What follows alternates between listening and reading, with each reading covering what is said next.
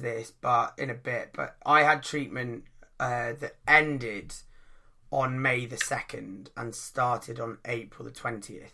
So it was exactly 14 days, 2 weeks. And since that point up until, so we're talking May the 2nd, 2021, up until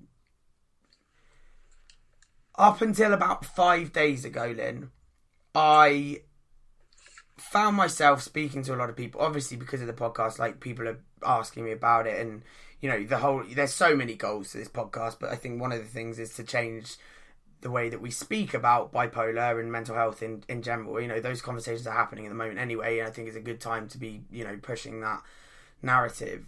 But I found myself a lot talking to people saying, you know what, if I went back to when I was 18, which was when I had my first symptoms of depression,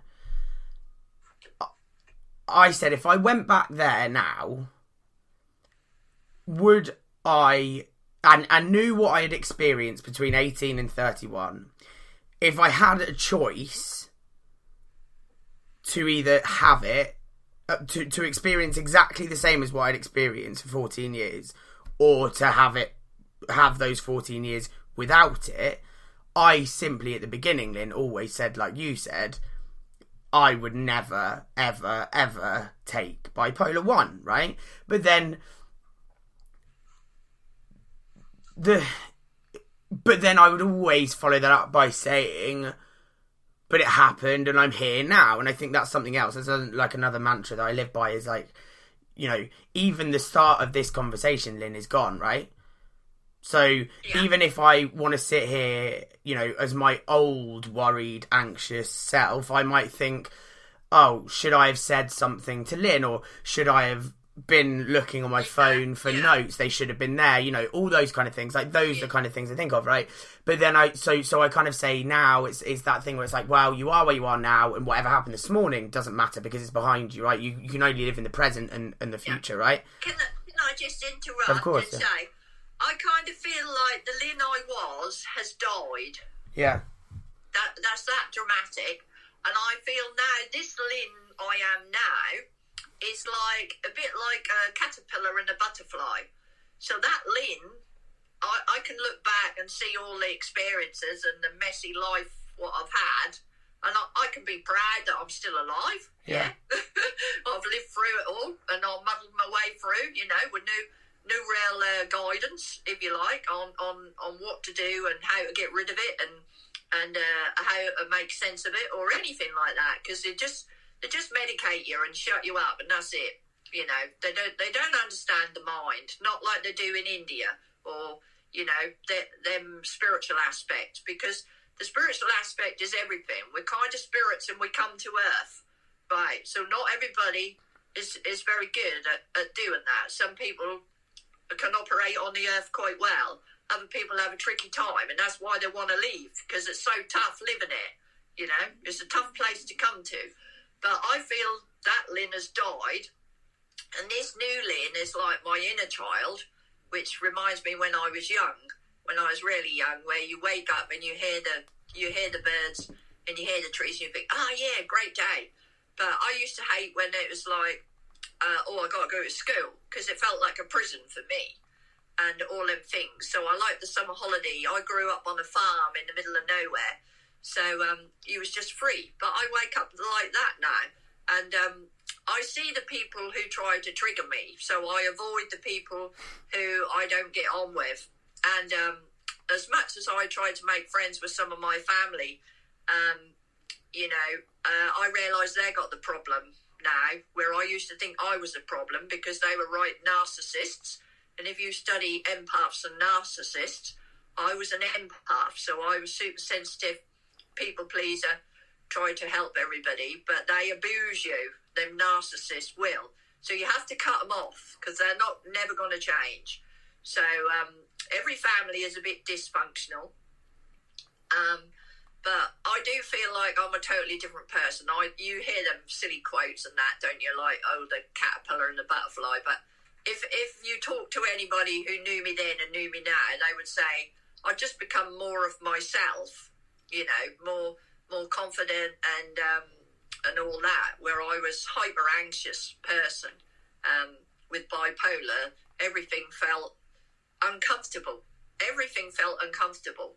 So there was no comfort in the world. And then, you know, but I was lucky. I only got medicated. I didn't get ECT like a lot of people get ECT. And a lot of people get... I got off, when I come out of the hospital, I got off the benzodiazepines and all that, because I know they wreck the brain, you know, but I didn't realise the long-term harm, what these medications do. So I'm still healing my body, and at night I have like little zaps, brain zaps. Well, that's a side effect of long-term antipsychotics. So there's a lot of uncomfortable side to these medications and things when you take them long term. So I delved into all that. I looked at the science and I thought, oh my God, you know, the realisation of that makes you, you know, so I had a lot of anger at the NHS because they've done me a lot of harm. So I'm what you call a prescribed harmed community now. If you look on there, the people who, you know, got over things themselves and then realised the medication has actually done their livers and everything a lot of harm. So I'm the prescribed harm community, but people don't want to hear that because they want to hear, oh, the NHS is marvellous, they're lovely, they're this, they're that, you know. So then you're a pariah. You're a sort of like, oh, don't talk about them like that, you know, because people are in the system to defend the system. But I'm outside the system. So, and I say what I feel now. And nobody will shut me down because, you know, they'll shut the door. And but I'll say what I truly feel, you know. But I think that's everybody's entitled to that. Even if you disagree, somebody could disagree. I'd listen to them, you know. I say, oh, I respect and I want to understand how you think. I want to understand why you come to that, what your experience was. But if you share your truths too much, people can't cope with it. So they attack you and they... You know, like on social media, you get a lot of hate, but you're never going to please everybody because there's different tribes on the planet, isn't there? There's different people. The people like me who've really recovered, got off all medications and that, I've linked up with a lot of them on Twitter. So they obviously feel like me because they had a similar experience. When you've had a similar experience, you see things differently. It's all learning on Earth, you know, and different people learn different things. We're ignorant about some things and we're clever about other things, and everybody's like that, aren't they? Yeah. You know? So... I'm ranting again. No. Lynn, I mean, I'm almost certain that anyone that's still here, and I'm sure there is a lot, is not going to say that you're ranting because everything you're saying is unbelievable. I mean, aside from anything else, like, I'm, for one, learning a lot, for two, relating a lot to what you're saying, like almost verbatim, if I'm honest with you, Lynn. But I'm at a point of 3 months where you're at a point of 7 years, and yeah, look, like I could help you see, because I could be a guide. Yeah, I wanted to get a job as a peer support worker at our local hospital. Well, I used to go to a lot of the meetings, but I met the peer support workers, and they were all people who just, nothing against them, I'm not criticising and judging, but they're all just a little bit better, but they're still medicated. And I thought, well, how inspiring would I be working with these people who are in hospital to think that you can get truly well? When I mean truly well, I don't mean I'm better than them. I mean that I've been through all the stages of healing, which is really messy, and the withdrawals and the shakes and the sweats and all that from the meds, like, you know, you would say an alcoholic or a heroin addict. People can imagine that in a film, somebody giving up the drugs, or obviously with psych meds, you have to wean them really slowly. I've probably done it a bit fast, but I didn't have no one telling me that the hospital don't tell you. They got no program for weaning people off the meds, have they? So I done it all on my own, you know. I give birth to my own healing, you know, but I could help other people. I could guide people. I could help you to with your journey, because I got all the little tweaks what you do during the day, you know. And I know about detoxification of the body. I've learned, I'm a naturopath now, I'm a nutritionist. So all those things can support you. And like, I don't know, I think I mentioned the yoga, you know, trying to do things like that and not overworking. So I could be a guide, and my ambition is to have a retreat here in North Norfolk where people could come and learn about healing, learn about how to really radical self-care to get better quicker, you know, and get truly well. I want people to get truly well. Well, I don't, if they want to, obviously, if they desire it. Some people like being the victim. I never liked being the victim. I never played poor me. I never said, oh, poor old me. I just ignored my illness because that wasn't me. Where some people, they get so happy in the illness because it gives them ego attention, what they wouldn't have had if they weren't special.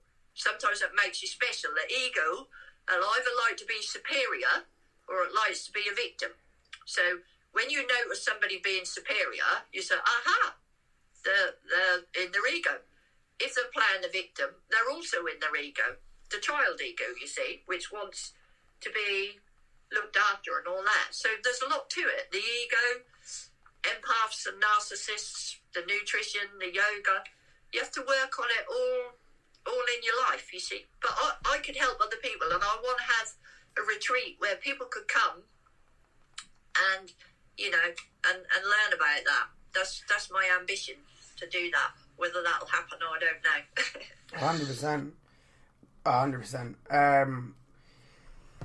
I again, it's so difficult because there's so much I want to ask. But for me, I think the most poignant question is the same question I asked again, Lynn. And to be honest with you, like, I know that's tricky, but and if I can be as bold as to say this, like, you are amazing, right? That's me. I don't really accept the compliments because I think, that's just for my ego. No. What I mean? No, like, I don't accept I'm amazing because I think anybody can do what I done if they've got the information. No, they can't though, Lynn. That's the problem. That's why so many people are so ill. They can. You see, I don't believe that. I believe if I give people the tools, if I worked with you and I gave you the tools, you could build your own. Well, you could build yourself. Anybody, you see, we don't have the information. That's the only thing. The only thing what stopped me not getting well when I was 22 is I didn't have the information. If I'd have had the information put in front of me, then I've got to make a choice. Do I want to do this and get well, or do I want to stay where I am? But people, so the thing is, Lynn, people are, sorry to interrupt, people are always going to be dubious about that. And I go back to your point that you said about, you know, and this is so poignant. It's ridiculously poignant for me, anyway. Yeah. There was something you said earlier about, you know, people are living in their world and they're not prepared to live in your world, right? As in Lynn's world. Okay? And I think that's so important. And now I need to focus for a second. I think it's so important that actually, like, I am, like, for one, I just want to let you know, I don't mess with my words, okay? What I say, I mean. And again, you've said that in this chat. But even as you speak, I am 100% concentrated. I'm 100% sponging absolutely everything you're saying. And for the record, it's making me feel better than I've felt, I think, ever. But also, I just wanted to say that actually, like, if the people who are listening, who haven't been through bipolar, let's say, I can literally hear. I'm not hearing voices, but I can almost see people listening to what you're saying, and I think this is important. Like, I can almost hear people listening to what you're saying and going, "Well, yeah, you know, there are people that heal, but it's probably not going to be me." And I think, like, that's important to remember as well. And I think you've already mentioned that. We're taught not to have a lot of faith in ourselves. We don't realise, you know, our ability to heal ourselves is greater than we've ever been allowed to believe in. Now, the system, the pharmaceutical system, the medical model we got in the Western world It doesn't factor in that because everything is about